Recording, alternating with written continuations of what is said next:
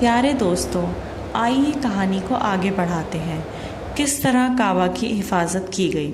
پر اس سے پہلے میں آپ کو کعبہ شریف کی کچھ بنیادی باتیں بتانا چاہوں گی۔ آج سے قریب 4000 سال پہلے حضرت ابراہیم علیہ السلام مکہ میں تشریف لائے تھے اور وہیں بس گئے۔ ان کے بیٹے اسماعیل علیہ السلام کی بہت سی اولادیں ہوئیں، وہاں کی آبادی پھیلی اور انہی کی دعا سے ایک چشمہ بھی نکل آیا۔ کعبہ اور زمزم کی موجودگی سے کئی کارواں مکہ میں ٹھہرنے لگے۔ مکہ شہر یوں بھی سیریا اور یمن کے راستے کے بیچوں بیچ پڑتا تھا۔ وہاں کے لوگوں کی حاجیوں کی مدد کرنے کے لیے کعبہ میں انتظام شروع سے ہی کر لیا گیا۔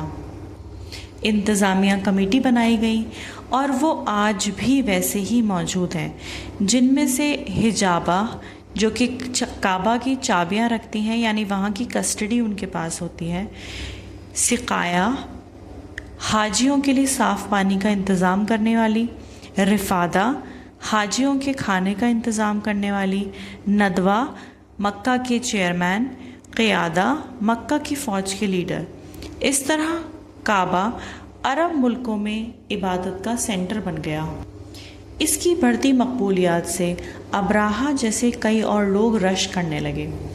دوستو، یہاں میں آپ سے ایک درخواست کرنا چاہوں گی، اگر آپ نے میرے چینل کو ابھی تک سبسکرائب نہیں کیا ہے تو سبسکرائب کا بٹن ضرور دبائیں۔ دوستو، ہمیں ویڈیو بنانے میں کئی گھنٹے لگ جاتے ہیں اور آپ کا ایک لائک اور سبسکرائب ہمارا حوصلہ بڑھاتا ہے۔ آئیے واپس آتے ہیں کہانی کی طرف۔ ابراہہ اپنی لمبی چوڑی فوج کے ساتھ مکہ میں داخل ہوا۔ اس کی فوج میں بڑے بڑے ہاتھی تھے جو اس نے دور کسی ملک سے منگوائے تھے۔ مکہ کے لوگوں نے پہلی دفعہ ہاتھی دیکھے تھے۔ ان ہاتھیوں میں سب سے طاقتور اور مضبوط تھا محمود۔ محمود کے پیچھے پورا کارواں چل رہا تھا۔ اس کے ہر ایک قدم سے پوری زمین کانپ رہی تھی۔ ابراہہ کو پورا یقین تھا کہ محمود اپنے ایک وار سے ہی کعبہ کو تہس نہس کر دے گا۔ ابراہہ کی فوج نے مکہ میں پہنچتے ہی لوٹ پاٹ شروع کر دی۔ لوٹ کے مال میں عبد المطلب کے 200 اونٹ بھی تھے۔ وہ آگے بڑھ رہے تھے، ایک پہاڑی سے انہوں نے خانہ کعبہ کو دیکھا کہ وہ ہیرے کی طرح چمک رہا ہے۔ اب ابراہہ مکہ کے سردار سے ملنا چاہتا تھا۔ عبد المطلب کو پیغام پہنچا دیا گیا۔ ملاقات میں ابراہہ نے کہا کہ وہ صرف کعبہ کو نقصان پہنچانے آیا ہے۔ اگر کسی نے اس کا راستہ نہیں روکا تو کوئی بھی خون نہیں بہے گا۔ پھر اس نے عبد المطلب سے پوچھا، آپ کیا کہتے ہیں؟ انہوں نے جواب دیا، تمہارے سپاہیوں نے میرے 200 اونٹ رکھ لیے ہیں، وہ مجھے لوٹا دو۔ ابراہہ ان کی مانگ سے حیران ہو گیا۔ اس نے کہا، میں نے سوچا تھا آپ مجھ سے منت مانگیں گے کہ کعبہ کو نقصان مت پہنچاؤ۔ میری نظر میں آپ کی بڑی عزت تھی، پر اب نہیں ہے۔ آپ کو تو صرف اپنے اونٹ کی لگی ہے۔ عبد المطلب نے بڑے اطمینان اور یقین کے ساتھ جواب دیا، میں ان اونٹوں کا مالک ہوں، تو میری ذمہ داری ان کی حفاظت کی ہے۔ خانہ کعبہ کا مالک تو خود اللہ ہے، اس کی حفاظت وہ ضرور کریں گے۔ اس جواب سے ابراہہ تلملا گیا اور چیخنے لگا، تمہارا خدا مجھ سے کعبہ کو آج نہیں بچا سکتا۔ عبد المطلب نے بھی پلٹ کر کہا، یہ تو وقت ہی بتائے گا۔ انہوں نے اپنے اونٹ لیے اور واپس آ گئے۔ واپس آتے ہی کعبہ میں جا کر انہوں نے دعا مانگی، اے میرے اللہ، آپ کے بندے نے اپنے مال کی حفاظت کر لی ہے، اب آپ کی باری ہے اسے بچانے کی جو آپ کا ہے۔ اس کے بعد انہوں نے مکہ کے لوگوں سے شہر خالی کرنے کو کہا اور سب کو لے کر ایک پہاڑی پر چڑھ گئے۔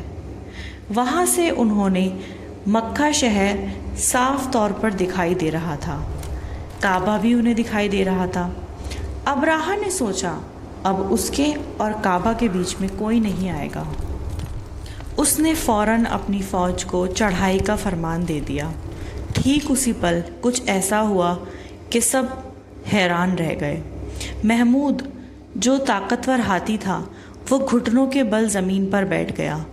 سب نے اسے اٹھانے کی بہت کوشش کی پر وہ نہ وہ اٹھتا تھا، یمن کی طرف بڑھنے لگتا تھا، کعبہ کی طرف موڑتے ہی وہ بیٹھ جاتا تھا۔ ابراہا اور اس کی فوج محمود کو قابو کرنے میں لگے ہوئے تھے۔ اتنے میں چڑیوں کا ایک گھنا جھنڈ ان کی فوج پر چھا گیا۔ وہ ابابیل تھیں۔ ہر ایک ابابیل کے منہ میں اور پنجے میں کنکڑیاں بھری ہوئی تھیں۔ ایسا لگ رہا تھا مانو سب کو صرف ایک طاقت کی طرف سے حکم ملا ہے۔ انہوں نے ایک ساتھ سارے پتھر ابراہا کی فوج پر ڈال دیے۔ پتھر گرتے ہی سپاہی زمین پر گرنے لگے۔ سب نے افراتفری میں بھاگنا شروع کر دیا۔ ابراہا بھی بھاگنے لگا، پر پتھر لگتے ہی وہ بھی ڈھیر ہو گیا۔ ان ننھی چڑیوں نے ایک بھاری بھرکم فوج کو تباہ کر دیا تھا۔ اس طرح اللہ نے زمین پر موجود اپنے سب سے قیمتی ہیرے کی حفاظت کری۔